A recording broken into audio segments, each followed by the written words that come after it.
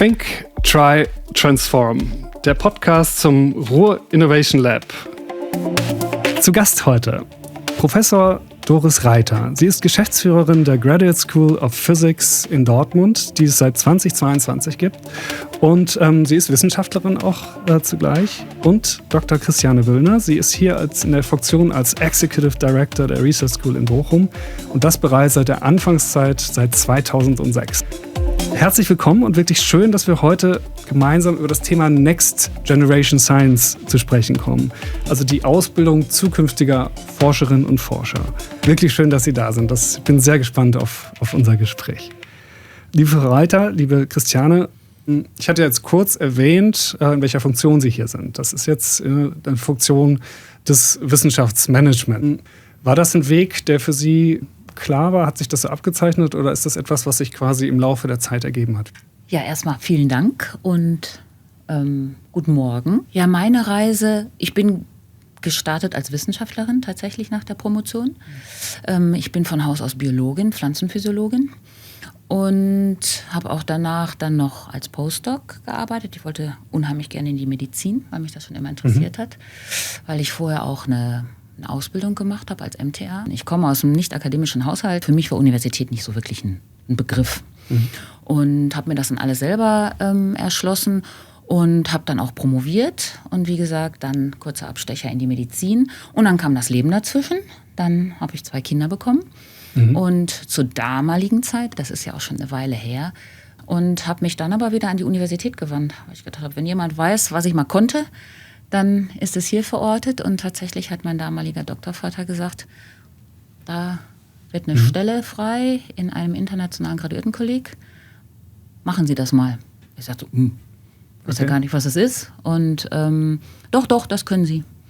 Und dann habe ich das erstmal gemacht. Und dann habe ich gemerkt, es macht mir unheimlich viel Spaß, jetzt gar nicht unbedingt selber in der Forschung zu sein. Aber ich war nach wie vor in meiner Biologie. Und habe dann angefangen, halt etwas zu koordinieren. Also die Wissenschaftler an sich zu koordinieren. Und ich fand das faszinierend. Man kommt mit viel, viel mehr Forschung in Berührung als nur mit der eigenen. Dann ging die Reise tatsächlich weiter in die Einrichtung, für die ich heute verantwortlich bin. Das war dann im Rahmen der ersten Exzellenzinitiative.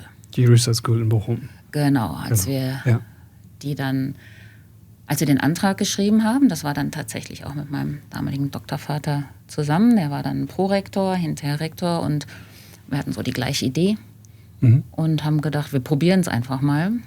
Es war halt was komplett Neues, so etwas Zentralisiertes und dann durfte ich das aufbauen und das war quasi so mein Weg. Also für mich mittlerweile eben nicht mehr Plan B, sondern ich bin einfach froh, zur richtigen Zeit am richtigen Ort gewesen zu sein und meinen Plan A tatsächlich verwirklichen zu können. Also ein Weg, der so gar nicht vorgesehen war und auch nicht angelegt war als akademische Laufbahn, sondern wo es sehr auf persönliche Netzwerke ankam, dass man auf die zurückgreifen konnte. Genau. Ja. Und das ist halt sehr, sehr wichtig, gerade wenn man an der Universität ist. Und das ist auch das, was mir, glaube ich, am Anfang gefehlt hat. Ich weiß nicht, ob man dann planbarer ist, wenn so vom Elternhaus schon viel mehr im Bereich Universität und diese Karrierewege auch thematisiert werden. Man braucht tatsächlich Mentoren, man braucht Gespräche, um zu wissen, was man kann oder was man vielleicht auch nicht kann. Okay, wo Türen aufgehen oder? Ja. Frau Reiter, wie war das bei Ihnen? Ja, auch erstmal von mir. Hallo und vielen Dank für die nette Einladung. Ich bin von Haus aus Physikerin, das heißt, ich habe in Physik mein noch gutes Diplom gemacht, was es damals noch gab, was jetzt der Master ist, habe dann in Physik auch promoviert. Und ich denke schon, der Schritt zur Promotion ist die erste Entscheidung, die man in seinem wissenschaftlichen Leben trifft oder nicht. Und nach der Promotion stellen sich, glaube ich, alle die Frage, bleibe ich oder bleibe ich nicht? Da hatte ich die Möglichkeit zu bleiben. Ich muss sagen, das habe ich nicht leichtfertig gemacht. Manche sagen, die Tür ist offen, ich gehe durch. Ich habe mir das auch überlegt, wo möchte ich hin? Wo sehe ich mich dann am Ende meiner Karriere? Also, so weit bin ich noch nicht, aber irgendwie in den weiteren Schritten. Und für mich die Gründe zu bleiben war immer, es hat mir immer viel Spaß gemacht. Es ist das Umfeld, in dem ich sein wollte. Das Umfeld ist nicht perfekt, aber es ist da, wo ich mich wohlgefühlt habe. Und dann habe ich einen Postdoc gemacht. Ich war in meiner Postdoc-Zeit für 1 Jahr lang am Imperial College London in Großbritannien. Auch internationale. Genau, ich war auch schon einmal vorher ein halbes Jahr unterwegs gewesen und bin dann zurückgekehrt und wurde Juniorprofessorin an der Universität Münster. Und das war eine Juniorprofessur ohne Tenure-Track. Das bedeutet, nach der 6 Jahren, kann man noch drüber reden, ob es ein 7. dazu gibt, wäre halt Schluss gewesen. Und das ist natürlich ein Riesendruck, dem man da ausgesetzt ist, wenn man sich halt überlegen muss, ja, wie kommt nach dieser Zeit das Brot auf den Tisch? Ja, ganz genau. Ja. Und da hatte ich dann wirklich auch am Ende gesehen, es ergibt sich nichts für mich im Sinne der Professuren. Ich hatte mich beworben, es ist halt nie was geworden in der Zeit.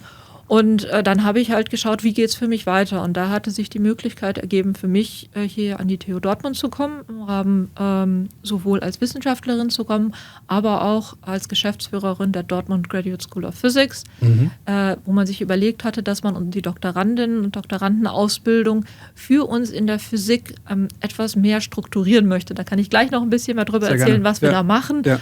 Und seitdem bin ich jetzt seit 3,5 Jahren hier an der TU Dortmund. Ich muss sagen, es gefällt mir hier sehr gut. Sehr schön. Haben Sie diese Unterstützung auch gehabt, die Sie jetzt anderen geben können im Laufe der Karriere und auch der Entscheidungen, die Sie treffen mussten?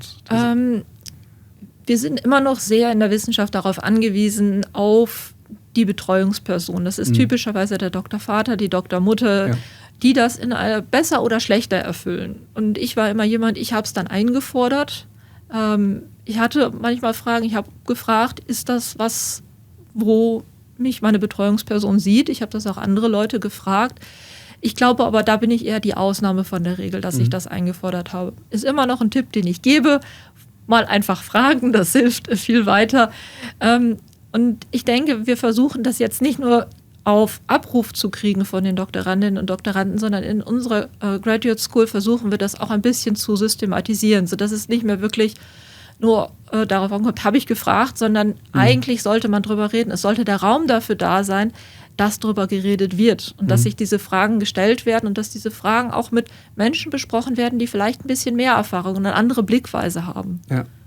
Das knüpft ja ein bisschen auch an die Folge 2 an, wo Frau Havenet dann ja erzählt hat, wie wichtig es hier ist, ein Umfeld zu schaffen, in der Forscherinnen und Forscher sich auch wirklich entfalten können und tatsächlich die Möglichkeit haben, sich sozusagen zu entwickeln.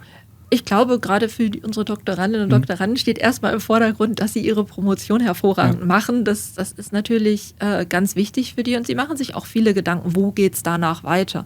Für manche ergibt sich die Möglichkeit, so wie bei mir an der Universität zu bleiben. Aber wir sehen halt auch, natürlich sprechen die mit den Leuten, die 2-3 Jahre älter sind als sie. Und da sind sehr viele in der Physik gerade in die Industrie gegangen, weil wir haben die Möglichkeit, technische Berufe aufzugreifen, aber auch Beratungsberufe. Und dann laden wir auch explizit Ehemalige ein, die dann darüber berichten, wie mal mein Weg in die Industrie oder wie war mein Weg in den Beruf, in den ich jetzt bin. Das kann ja auch ein Start-up sein. Wir hatten auch schon mal jemanden da, der berichtete, wie war meine Ausgründung. Und deswegen, ja, es gibt mehr darüber gesprochen. Ich glaube, es ist jetzt einfach mehr auf dem Tisch. Vorher war das so ein bisschen mal in der Kneipe abends gewesen und dann, ach, kannst du mal erzählen? Und jetzt sprechen wir in der Gruppe drüber. Und so ist es für alle zugänglich. Und ich denke, das ist was wirklich schön ist. Also Sie haben gerade früher genannt. Vielleicht kann ich ein bisschen von früher sprechen. Ich glaube, das ist noch mal, da ist noch ein bisschen mehr Zeit zu früher. Das ist immer so ein dehnbarer Begriff. Ja, also ich finde früher, wenn es um die Unterstützung von jungen Wissenschaftlerinnen auf dem Karriereweg geht, ist tatsächlich 2005, 2006, als wir angefangen haben. Ja. Also die Graduiertenkollegs der DFG, die existieren seit 1990. Und das heißt, bis 2005 waren es nur 15 Jahre und es waren die Unterstützung, die es bis dahin gab, waren tatsächlich Drittmittel gefördert von der DFG. Wirkliche Unterstützungsmöglichkeiten an den Universitäten, zentrale oder dezentrale, gab es offen gestanden nur super spärlich. Ja, absolut. Und die Exzellenzinitiative hat ja genau das gewollt, dass sie gesagt hat, wir möchten ganz gerne die Universitäten animieren, ein bisschen kreativ zu sein. Als wir damals uns da beteiligt haben, hat man natürlich viel Gespräche auch geführt mit der DFG und die haben immer gesagt, bitte malen Sie. Bitte malen Sie. Und dann haben wir gedacht, so, okay, malen bedeutet kreativ sein, einfach mal outside the box denken, was anderes denken. Und die Chance haben wir, glaube ich, ganz gut genutzt. Also es ist ja auch einfacher, wenn nichts existiert, eine Idee zu haben und was zu machen, als wenn schon ganz viel existiert. Und da hatten wir halt einfach Glück. Und im Unterschied jetzt zu Ihrer mehr thematisch oder Forschungsbereich fokussierten Graduiertenschule ist die Research School ja eine, die die ganze Universität umspannt. Und die Research School ist für alle Doktoranden zuständig. Und das bedeutet nicht wissenschaftlich, also die Wissenschaft und alles, was damit zu tun hat, ist natürlich in den Fakultäten verortet. Und dafür sind auch die Profs und die Fakultäten zuständig. Aber alles, was darüber hinausgeht, das, was Sie auch gerade gesagt haben, Frau Reiter, Unterstützung während der Promotion oder Karrierevorbereitung. Und was ich bin ja auch angefangen mit dem Biologenblick und dann hat man auf einmal so eine School und baut die für die ganze Universität auf, kommt mit Geisteswissenschaftlern zusammen. Und bevor wir halt angefangen haben, die School tatsächlich dann aufzubauen, musste sie erstmal bewilligt werden. Und das war schon ein unheimlich universitätsverändernder Prozess, weil auf einmal Professoren aus all diesen Fachbereichen zusammenkommen mussten.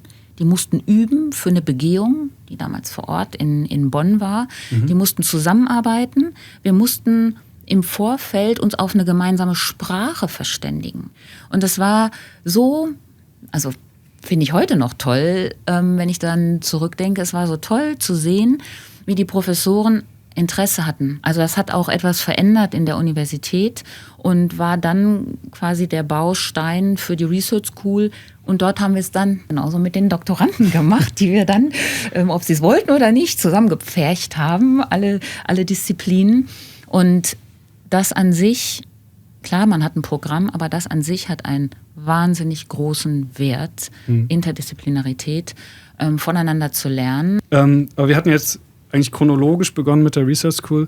Vielleicht verschaffen wir uns erstmal so einen Überblick, was es eigentlich mittlerweile an Strukturen gibt. Das ist ja enorm. Das ist, wenn man sich mal die Webseiten anschaut, der UAR zum Beispiel, auf die wir gleich auch noch zu sprechen kommen, und sich da allein graduierten Kollegs mal anschaut, das ist ja eine lange, lange Liste, die da mittlerweile für das Ruhrgebiet steht. Was gibt es an der TU Dortmund? Wir haben ja ganz viele Promovierende bei uns und der erste Punkt ist, wo werden die Promovierenden draus bezahlt? Das ist was Schönes, das muss ich sagen, da ist die Physik ein unglaublicher, Vorreiter. Es ist aber auch irgendwie sehr natürlich in unserem Fachbereich Bezahlung. Weil am Ende des Tages wollen wir was zu essen haben. Ohne das können wir auch keine Wissenschaft machen. Da sind auch schon in diesem Punkt die unterschiedlichen Fachbereiche sehr unterschiedlich. Und jetzt haben wir manche Promovierenden, die sitzen auf einer Stelle, die wird bezahlt von der Professur aus, beziehungsweise dann vom Land aus. Die sind gar nicht in diesen Strukturen drin gewesen. Und auf der anderen Seite haben wir die Promovierenden, die sind in graduierten Kollegs und da wird ganz viel Förderung gemacht. Und wir haben jetzt die Dortmund Graduate School of Physics geschaffen, damit alle unsere Promovierenden eigentlich auch Struktur haben und auch die tollen Möglichkeiten haben. Weil was ich bin, ist ein bisschen so eine Informationsschnittstelle. Ja. Die kennen oft gar nicht, egal wo sie herkommt, die kennen gar nicht diese ganzen tollen Angebote, die da sind, müssten sie halt selber machen, aber wir sagen jetzt so, schaut doch mal, da ist ganz viel da könnte ganz viel gemacht werden, da kann man sich jetzt nicht nur fachlich weiterbilden, sondern da kann man genau zum Beispiel zum Karriereforum gehen, was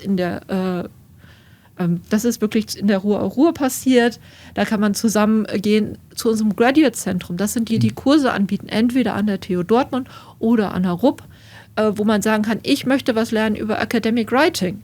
Und das ist ja total toll. Oder ich möchte lernen, wie präsentiere ich mich richtig? Ein ganz wichtiger Skill heutzutage. Wie mache ich meinen Poster richtig? Wie mache ich meinen Vortrag richtig? Und dann natürlich auch Skills, wie wird es dann nachher mit der Promotion? Wie schreibe ich die gut zusammen?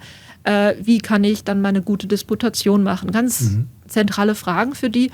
Und das sind ja erstmal Strukturen, die wurden genau dadurch geschaffen. Aber jetzt müssen wir die Leute da ja auch hinbringen, wenn sie erstmal gar nicht intrinsisch dahin wollen. Und da helfe ich ganz viel weiter, dass das auch wahrgenommen wird. Das heißt, es gibt einmal ganz konkret für Physiker und Physikerinnen die Graduate School und für alle anderen in Dortmund gibt es da ähnliche? Das ist halt das Graduate Zentrum. Das klingt immer ein bisschen gleich, weil alles mit Graduate anfängt, Aber das ist genau das, was die Kurse anbietet, bei denen sich unsere Doktorandinnen und Doktoranden weiterbilden können. Also wir machen gar nicht diese Ausbildung in den überfachlichen Skills selber, sondern wir bieten die Struktur dafür, dass sie dahin gehen können und sollen. Okay. Und wird man da Mitglied qua Promotionsstudiumsbeginn, mit der Eintragung? Genau, wir haben unsere Promotionsordnung daraufhin geändert, dass alle unsere Promotionsstudierenden Mitglied in der Dortmund Graduate School of Physics sind. Okay. Jetzt sage ich immer, können und sollen. Wir haben halt auch eine Strukturierung dabei gebracht, die ich persönlich als sehr wichtig empfinde. Und da möchte ich 2 Säulen nennen. Das erste ist, wir haben jetzt auch wieder Creditpunkte. Das klingt jetzt erstmal wie eine Belastung, muss ich wieder studieren für unsere Promovierenden, weil eigentlich wollen die am liebsten ins Labor gehen oder vom Computer sitzen und den ganzen Tag nur Forschung machen. Aber nein, das ist eigentlich etwas, was so gestaltet ist, dass man es sehr schnell erreicht. Also man sollte eigentlich auch mal veröffentlichen in der Physik, dann gibt es dafür Creditpunkte. Man sollte auch eigentlich auch mal rausgehen auf eine Konferenz und so sammelt sich das zusammen. Was 2 sehr wichtige Punkte darin sind, wir haben 2 verpflichtende Module. Zum einen sagen wir gute wissenschaftliche Praxis, da muss man einmal einen Kurs zu machen. Und das zweite ist ein Kurs über Chancengleichheit und Diversität. Also auch, dass wir sagen, ja, auch hier sehen wir so ein wichtiges Thema, dass wir darin weiterbilden wollen. Das ist die erste Säule. Und die zweite Säule ist, dass wir wirklich regelmäßige Feedback-Gespräche haben und darüber auch eine Qualitätskontrolle in Form von jährlichen Berichten haben. Das heißt, wir fordern alle auf, beide Seiten, also nicht nur die Studierenden oder Promovierenden, sondern auch die Betreuungspersonen, sich wenigstens einmal im Jahr für eine Stunde zusammenzusetzen und genau diese Fragen zu stellen. Wo geht es eigentlich hin? Wo sind deine Stärken? Wo sind deine Schwächen? Was ist das, was wir ausbauen wollen? Vielleicht Wünsche diskutieren. Und dann natürlich in Jahr 3 oder 4, je nachdem, wenn man das Ende der Promotion in Sicht hat, auch mal zu diskutieren, wo geht es hin in die Industrie, in die Wissenschaft und wie kann man dafür die besten Voraussetzungen schaffen. Und ich glaube, es ist ganz wichtig, dass wir zusätzlich zu den übergeordneten Strukturen auch in die Fachbereiche reingehen, weil wenn es zu abstrakt ist, dann scheinen die Studierenden es nicht greifen zu können erstmal. Und so ist wirklich jemand da, wo sie auch das Gesicht kennen, wo ich sitze ja im Fachbereich drin und die Hemmschwelle, mich anzusprechen, ist hoffentlich gering. Gibt es auch sozusagen Mitwirkungsmöglichkeiten für die Promovierenden? Können die mitgestalten? Auf jeden Fall. Das ist uns auch total wichtig, dass es auch ein Mitspracherecht gibt. Wir haben halt einen Vorstand, der sich zusammensetzt wie ein wissenschaftliches Gremium. Das heißt, da sind sowohl Professorinnen als auch Professoren drin, aber auch wissenschaftliche Mitarbeitende mit und ohne Promotionsrecht, so muss ich das jetzt formal sagen. Aber das heißt, da sind auch unsere Doktorandinnen drin. Und das heißt auch, bitte sagen, wenn etwas schief läuft, wenn etwas anders laufen soll. Und ich versuche immer zu mehr, sag ich mal, Eigeninitiative zur Gestaltung zu motivieren, indem Promovierenden-Treffen gemacht werden. Und dann ist natürlich für mich selbstverständlich klar, und ich versuche es auch immer zu sagen, ja, da helfe ich dabei, wenn der Raum gemietet werden muss, manchmal ganz weltliche Probleme, wenn eine Pizza auf dem Tisch stehen soll oder so etwas. Oder aber auch, wenn mal jemand eingeladen werden soll. Ja. Dann heißt, oh ja, wir interessieren uns alle sehr stark für das Thema Beratung. Gehen einige unserer Promovierenden jetzt hin. Können wir mal jemanden von einer Firma aus der Beratung einladen, damit diese Person erzählt, wie ist es denn da eigentlich? Okay, das heißt, das ist ein wachsender Prozess. Wir machen das jetzt seit 2,5 Jahren. Also 2022 braucht man noch so ein bisschen, so ein Jahr lang zum Starten.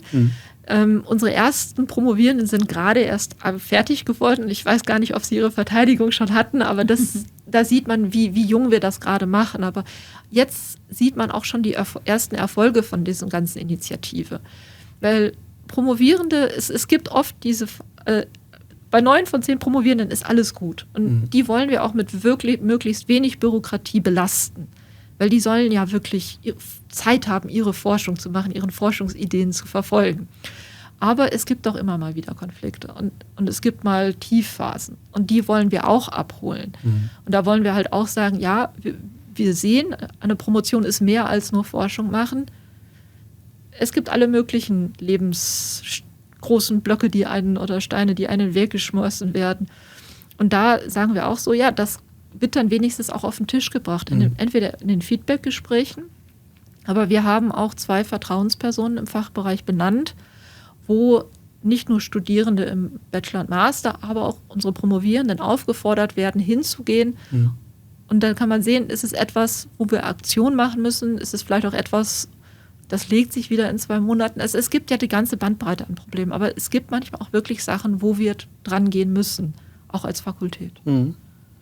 Sehr spannend. Also allein darüber könnte man tatsächlich so tief einsteigen. Das ist so schade, dass wir jetzt sozusagen hier noch bei den Strukturen bleiben. Aber nochmal zurück zur Research School. Die ist ja tatsächlich, wenn man so will, ein Kind der ersten Exzellenzinitiativphase gewesen und letztendlich, wenn man es so sagen will, auch dasjenige, was dann tatsächlich umgesetzt wurde. Inwiefern war das ein Role Model für auch die anderen Strukturen, die ja dann geschaffen wurden? Christiane, kannst du uns einmal nochmal erklären, wie das eine zum anderen kam und wie daraus sozusagen ein universitätsübergreifendes Netz zusammengekommen ist und wie das auch heute noch zusammenwirkt? Für die Research School war das am Anfang eine ziemliche Herausforderung. Also hier, ich kann jetzt ja erstmal nur für die RUP sprechen. Wir haben schon immer 4, 5 Graduiertenkollegs gehabt, das heißt DFG geförderte Graduiertenkollegs. Mhm. Dann haben wir aber auch solche Graduiertenkollegs aus den Fakultäten heraus, wie das jetzt an der TU Dortmund ist, zum Beispiel in der Biologie schon sehr lange, in der Chemie auch sehr, sehr lange.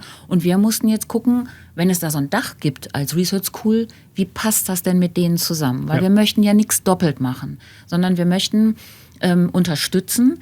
Das war am Anfang gar nicht so einfach, weil natürlich auch manchmal so ein Gedanke, die wollen uns was wegnehmen, kommt und das möchte man ja nicht. Also das war ein relativ langer Prozess, um mit den Fakultäten auch tatsächlich zusammenzukommen und zu sagen, wir nehmen euch nichts weg, sondern wir geben euch etwas.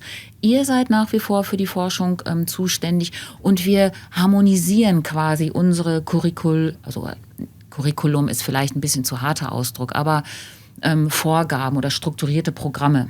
Ich hatte schon immer die Idee, dass man vielleicht auch mal was für alle 3 Universitäten gemeinsam machen kann. Und dann haben wir in 2015 ist dann diese Idee mal so langsam reingekommen. Die Universitätsallianz existierte da ja auch schon über oder fast 10 Jahre. 2007, glaube ich. Genau, 2007 ist die gegründet worden. Und das heißt auch schon Erfahrungswerte. Wie arbeitet man denn zusammen? Und dann sind wir wirklich eher richtig Low-Level mit so einer Nachwuchs-AG, damals durfte man noch Nachwuchs sagen, Nachwuchsförderungs-AG. Early Career Researchers AG. Ja, heute ist das Wissenschaftlerinnen eben auf dem Karriereweg oder in frühen Karrierephasen.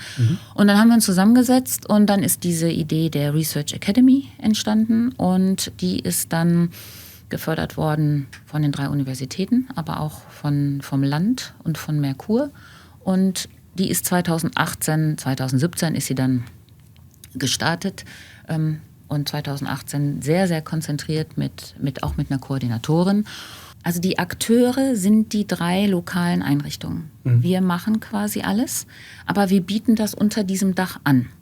Die Promotion ist nach wie vor sehr auf die Universität konzentriert. Das ist ein formaler Prozess. Das ist auch, wäre auch total wuschelig, wenn man da jetzt, vielleicht ist das eine Zukunftsperspektive, aber momentan eben noch nicht. Da bleibt man sehr in der Universität, lokal, aber bei den Postdocs ist die Research Academy wirklich eine extrem gute Einrichtung, weil man eine andere kritische Masse hat. Wenn wir im Rahmen der Research Academy etwas anbieten für Postdocs, haben wir eben alle 3 Universitäten, die dann die Person oder wo die Aktivitäten beworben werden, die dann teilnehmen. Das ist das, was in der Research Academy angeboten wird und dort werden alle karriererelevanten Veranstaltungen angeboten, also akademische Karriere oder Karriere außerhalb des akademischen Umfelds, sagen wir mal. Also die Vernetzung mit Wirtschaft zum Beispiel, das ins Gespräch kommen. NGOs prinzipiell, auch Startup ist immer ein Thema. Ja. Wie mache ich das denn vielleicht auch noch parallel? Und das bieten wir auch alles unter dem Dach der Research Academy an. Weil es auch diesen Vernetzungseffekt hat. Das darf man nicht unterschätzen. Wir bringen damit die Promovierenden und die Postdocs aller 3 Universitäten zusammen. Und das hat natürlich, also das ist ja ein wissenschaftliches Umfeld. Man kann sich ja auch wissenschaftlich austauschen, beziehungsweise auch zum Beispiel Geräte. von einer anderen Universität nutzen, Know-how einer anderen Universität nutzen. Ja. Was in dem Ruhr Innovation Lab, die beiden Rektoren hatten es erwähnt, auch ein wichtiger Faktor ist, dass man zum Beispiel Technik auch mal bündeln kann, dass man sagt, müssen ja nicht beide die gleiche Infrastruktur vorhalten, sondern die eine Hochschule kann sich tatsächlich dann das sehr Aufwendige leisten, die anderen nutzen es mit und dafür können die anderen Gelder, die frei werden, dadurch woanders genutzt werden. Und gleichzeitig ist man tatsächlich dann auch in einem echten Austausch und nicht sozusagen nur auf dem Papier miteinander vernetzt. Und du hattest noch, weil das ist ja ein schönes Stichwort, mit dem Role Model. Also Research School war tatsächlich ein Role Model, ist auch vom Wissenschaftsrat als Role Model ausgewiesen worden und jetzt vielleicht nicht nur auf die beiden Nachbaruniversitäten bezogen. Sicherlich war man da auch ein bisschen ein Vorbild. Und auch im Aufbau der Research Academy wurden dann auch noch der Aufbau der beiden lokalen Einrichtungen wurde extrem unterstützt, sodass man dann jetzt wirklich sehr parallel arbeiten kann, sondern auch für Deutschland. Also damals wir und München, also die TU München, wir waren die einzigen, die eine zentralisierte Struktur beantragt haben. Alle anderen haben in der Exzellenzinitiative quasi größere Graduiertenkollegs beantragt. Und wir hatten eben diese wirklich nicht fachlichen Zuschnitt und sind als Role Model tatsächlich gelaufen. Und die meisten Universitäten mittlerweile in Deutschland haben irgendwie eine zentrale Verantwortung für junge Wissenschaftlerinnen. Das muss nicht eine Einrichtung sein, das sind auch manchmal Stabsstellen, das sind Personen, die irgendwo noch sitzen, aber für die DFG ist es mittlerweile auch bei Anträgen und auch bei anderen Förderorganisationen ist es Voraussetzung, dass man eben eine irgendwie geartete zentrale Struktur hat, um junge Menschen während der Promotion und auch mittlerweile in der Postdoc-Phase zu unterstützen. Ja, deswegen Netzwerken ist, glaube ich, das Stichwort. Ja. Wir haben einen O-Ton mitgebracht von einer Doktorandin, mittlerweile Postdoc, die uns erzählt hat, was für sie zum Beispiel besonders wichtig war. Wir hören Julia Wolf. Sie ist Postdoc an der Ruhr-Universität in Bochum und erzählt uns, was für sie besonders wichtig war. Ich bin Julia Wolf. Ich bin Postdoc an der Philosophiefakultät hier an der Ruhr-Universität. Und ich habe auch tatsächlich meine Promotion hier in Bochum abgeschlossen, auch in Philosophie. Zur Research School bin ich während meiner Promotion tatsächlich gekommen. Ich habe darüber ein Research Stay im Ausland finanziert bekommen, wofür ich den Antrag gestellt hatte. Sowie, was vielleicht noch besonderer war, dass wir als Gruppe von Doktoranden in der Philosophieabteilung uns damals zusammengeschlossen haben und Geld bekommen haben, um einen eigenen Workshop zu organisieren für Early Career Researchers in der Philosophie. Zu dem Förderprogramm sollte ich wahrscheinlich auch noch dazu sagen, dass das auch den besonderen Aspekt von Peer Review hat. Also dass es tatsächlich von anderen Doktoranden begutachtet wird und in einer späteren Stufe dann auch von Postdocs, so wie mir jetzt im Rahmen des Early Researchers Boards. Das ist wirklich auch etwas, was ich auch als großen Vorteil sehe, weil es hilft einen ungemein, Anträge zu schreiben, wenn man selbst halt mal auf der anderen Seite gesessen hat und gesehen hat, okay, wie ist das überhaupt, wenn ich den Antrag von jemand anderen lese? Frau Reiter, inwiefern ist das eine ganz wichtige Eigenschaft, die auch jetzt in Ihrer Graduate School, Sie hatten es ja schon angesprochen, eine Rolle spielt, die zunehmend wichtig ist, wenn man so einen Berufswunsch, Berufsziel vor sich hat? Ich denke aber, was ich hier raushöre, was eine ganz besondere, wichtige Fähigkeit ist, ist der Perspektivenwechsel. Und ich glaube, den Perspektivenwechsel zu vollziehen, geht, wie das gerade beschrieben wurde, am besten mal durch selber machen, auf der anderen Seite sitzen, mal sein erstes Gutachten schreiben, mal das erste Mal drüber nachdenken, wie bewerte ich das, anstatt immer nur zu sagen, wie schreibe ich das selber. Und ich glaube, das ist die wunderbare Erfahrung, die alle machen sollten. Und das ist immer so ein bisschen, wie viel Eigeninitiative steckt man rein, wann kommt es? Es kommt auf jeden Fall, ich sage jetzt auch hier für meine Disziplin, wenn man dann bleibt als Postdoc, da wird man auf jeden Fall gefragt, ob man immer etwas begutachtet, weil wir sind alle immer auf der Suche nach Gutachterinnen und Gutachtern. Jetzt vielleicht mal das erste Paper sein und da fällt was auf, aber es ist halt auch dieses Peer-Feedback, es ist oft mal etwas Besseres, als wenn das Feedback immer von oben kommt, weil man ist ein bisschen milder miteinander, man ist ein bisschen, ich stecke ja auch selber drin und man will den anderen vielleicht auch nicht in die Pfanne hauen oder die andere Und da lernt man auch einiges. Ja, wie sage ich jetzt etwas? Ich möchte etwas kritisieren, also im Sinne von verbessern, aber ich möchte es trotzdem konstruktiv sagen. Und da muss ich sagen, erlebe ich einfach aus meinem Alltag, auch schon in der Lehre, dass die junge Generation, die da jetzt sitzt, unsere Studierenden, das sehr gut machen auch schon. Aber ich glaube auch, gerade für Anträge, dieser Perspektivewechsel, der wird einem nicht immer geboten. Und der ist unglaublich hilfreich, dass man das schafft, einfach mehr Skills zu bekommen. Die ganze Liste an Skills, da lade ich nur alle ein, schaut euch da die Webseiten an, der verschiedenen Graduierten School, der Research School oder eben der Research Academy. Da seht ihr, wie wahnsinnig vielfältig mittlerweile da das Angebot ist. Ich möchte jetzt das letzte Stichwort noch das Thema Internationalisierung. Auch dazu haben wir uns einen kleinen O-Ton mitgebracht, der so ein bisschen mal zeigt, wie sowas dann wirklich im Alltag aussieht. Was bedeutet internationale Perspektive für Young Researchers im Alltag? Und da hören wir jetzt einmal auch kurz rein.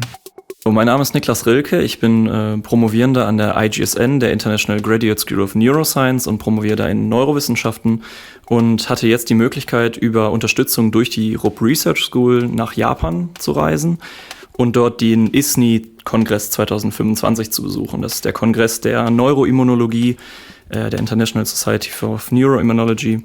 Und das war geprägt von ganz vielen Highlights, unter anderem dessen, dass ich knapp 8 Stunden, bevor er den Nobelpreis gewonnen hat, noch eine Vorlesung von Shimon Sakaguchi hören durfte live. Das war mit Sicherheit ganz besonders, aber auch das Interagieren mit einigen Wissenschaftlerinnen und Wissenschaftlern hat den Besuch sehr, sehr einzigartig gemacht, und das wäre ohne diese Unterstützung nicht möglich gewesen. Darüber hinaus war es mir möglich, durch die Unterstützung der Research School in Bochum eine zweitägige Konferenz zu veranstalten. Da haben wir Gäste aus der ganzen Welt einladen können, unter anderem aus Harvard und Cambridge. Das war ein total schöner Erfolg, mit Wissenschaftlerinnen und Wissenschaftlern aus der ganzen Welt sich zu vernetzen, spannende Diskussionen zu führen und das Feld der Neuroimmunologie in Bochum sehr groß zu bearbeiten. Und auch über diese 2 Tage bin ich sehr dankbar, durch die Rupp Research School das ermöglicht bekommen zu haben. Das war auf jeden Fall sehr wichtig für meine weitere Karriere. Warum ist das so wichtig, die Internationalisierung jetzt gerade in dieser Early Career Phase? Also Forschung ist international. Also das ist ja ein Mehrwert für die Forschung an sich. Ich komme mit anderen Wissenschaftlern zusammen, das ist das eine, also es ist diese wissenschaftliche Komponente, aber die jungen Leute lernen ja auch andere Wissenschaftskulturen kennen und auch andere Wissenschaftssysteme. Das ist natürlich toll, wenn man jetzt hört, diese O-Töne, dass das so gut bei den Promovierenden ankommt. Und in der ersten Phase haben wir uns ja schon so ein bisschen gedacht, irgendwie könnte Internationalisierung eine Rolle spielen, und jeder Promovierende hat eine Allowance bekommen pro Jahr. Also 1.000 Euro Allowance hieß es. Und bei der Auswertung haben wir gesehen, dass die meisten das tatsächlich für Konferenzen und Forschungsaufenthalte benutzen. Und das war so ein bisschen der Incentive dafür, in der zweiten Phase darüber nachzudenken, warum nicht komplett auf Internationalisierung zu fokussieren. Und deswegen haben wir diese verschiedenen Förderlinien entwickelt. Diese Outgoing nennt man das dann. Förderlinien, also die Promovierenden und Postdocs der Rupp rauszuschicken. Im Laufe der zweiten Phase haben wir aber dann auch, und das war wirklich gegen viele Widerstände, dafür gekämpft, dass aber auch Personen reinkommen. Daraus hat sich dann quasi tatsächlich dieser mittlerweile seit doch 6, 7 Jahren großer Baustein der Talentakquise des Marketings entwickelt.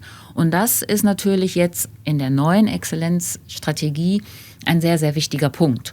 Und da haben wir, glaube ich, im Laufe der letzten Jahre sehr, sehr viel aufgebaut. Du hast vorhin auch von Netzwerken gesprochen. Also wir haben auf der einen Seite die Liaison Offices, aber es gibt ja auch weltweit die deutschen Wissenschafts- und Innovationshäusern, mit denen wir mittlerweile sehr eng vernetzt sind. Also alles, was wir auch anbieten, bieten wir dann über diese Netzwerke an oder DAD-Außenstellen.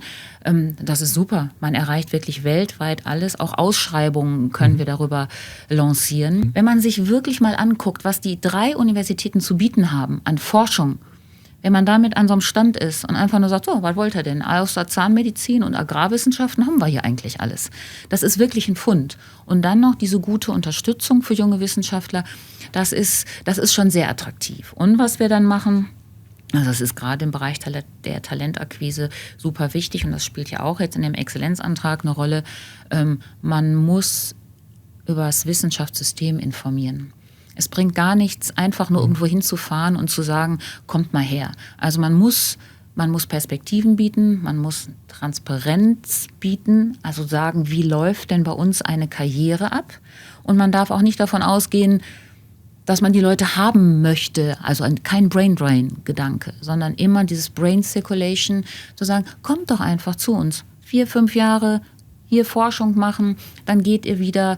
Damit habe ich auch ein internationales Netzwerk geschaffen. Ich würd gerne noch eine Sache ergänzen, wenn wir über Internationalisierung und Forschung des International reden.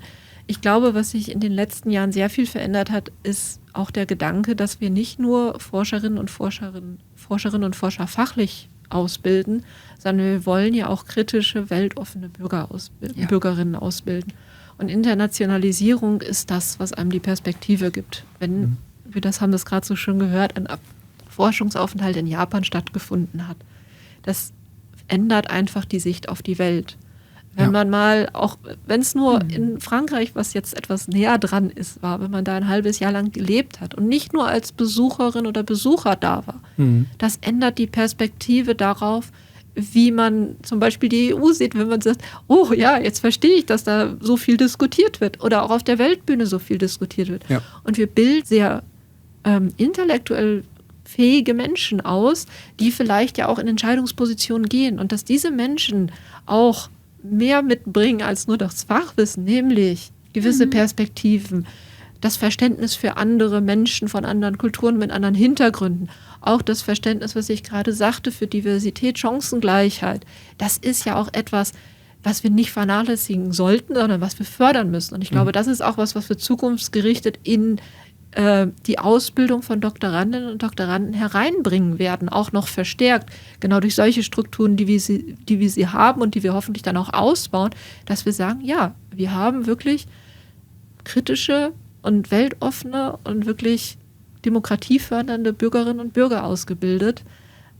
Vielleicht nicht, weil Ausbildung denkt man immer nur an Schule. Nein, das geht weiter bis das ganze Leben lang. Auf jeden Fall auch Verantwortung. Ja, dass man verantwortungsvoll mit dem umgeht, was man macht und was man sagt, da trägt auch Internationalisierung extrem zu bei. Ja, und das ist einfach auch etwas, was man in diesem Ganzen gar nicht vernachlässigen darf. Und da ist sehr viel Ausbaupotenzial von den Strukturen her, weil ja, das machen Einzelne, wir hören eben einzelne Sachen, aber wir brauchen Strukturen dafür. Ja. Ich nehme auf jeden Fall als Feedback oder als Schlusspunkt mit, Frau Reiter, auch ganz besonders, was Sie jetzt zum Schluss gesagt haben, dass es neben der fachlichen Ausbildung und dem Vernetzen, wofür wir diese Strukturen ja haben, Christian hat es ja geschildert, wie sich das über die Jahre entwickelt hat, zunehmend auch um Skills, auf Skills ankommt, die auf einer ganz anderen Ebene sind. Das ist das Stichwort Demokratisierung und Verantwortung und natürlich das auch einer interkulturellen Kompetenz, nennen wir es mal so, die einfach notwendig ist, um mündig zu sein und vor allen Dingen auch Verantwortung übernehmen zu können, egal ob in der Forschung oder später vielleicht auch in der Wirtschaft oder für das eigene Leben einfach im sozialen Umfeld. Das kann ja auch vor der Haustür beginnen. Aber ich danke Ihnen ganz, ganz, ganz herzlich für das Gespräch und auch für die Einblicke. Man merkt, dass Sie beide für das Thema brennen, dass es Ihnen sehr, sehr wichtig ist, auch darüber zu sprechen. Und beides nehmen wir mit. Und in der nächsten Folge werden wir genau da nämlich anschließen, uns einen anderen Weg noch angucken. Wir haben es ja schon angedeutet, nämlich jenseits von der Institution Wissenschaft und der Institution Wirtschaft sich vielleicht sogar eigene Pfade zu bauen durch eine Gründung, durch ein Startup, durch das Selbstständigmachen. Das wird uns in der nächsten Folge beschäftigen. Bis dahin, machen Sie es gut und vielen Dank fürs Zuhören.